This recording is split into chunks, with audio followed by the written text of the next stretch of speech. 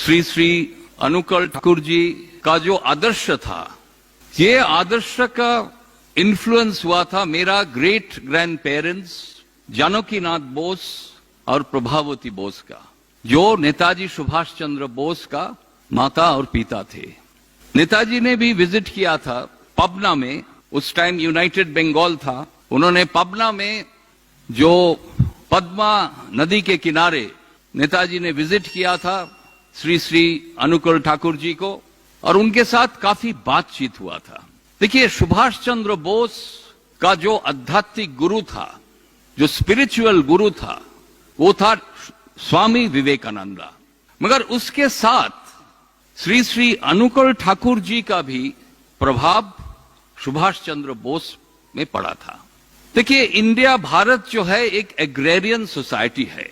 Agrarian society में घर घर में विकास होने से भारत आज का जो परिस्थिति है, 72 साल बीत गया आजादी के बाद, मगर आज भी भारत का विकास जिस तरह होना चाहिए था नहीं हो पाया।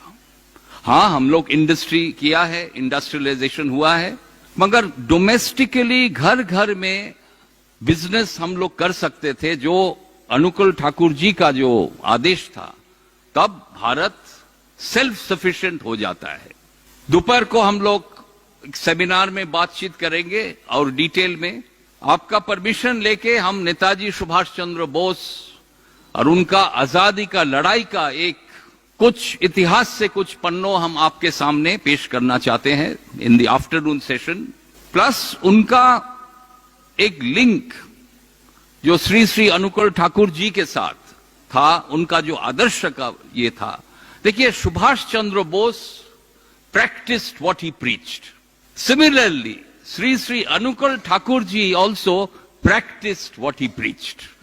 Social reconstruction जो नेताजी ने चाहा था, आप नेताजी को किताब पढ़े, इंडियन स्ट्रगल, इंडियन पिलग्रिम, उसमें उन्होंने जो social reconstruction, classless society, equality for all, ये उन्होंने स्वामी विवेकानंद और अनुकूल ठाकुर जी से उन्होंने ये प्रेरणा मिला था।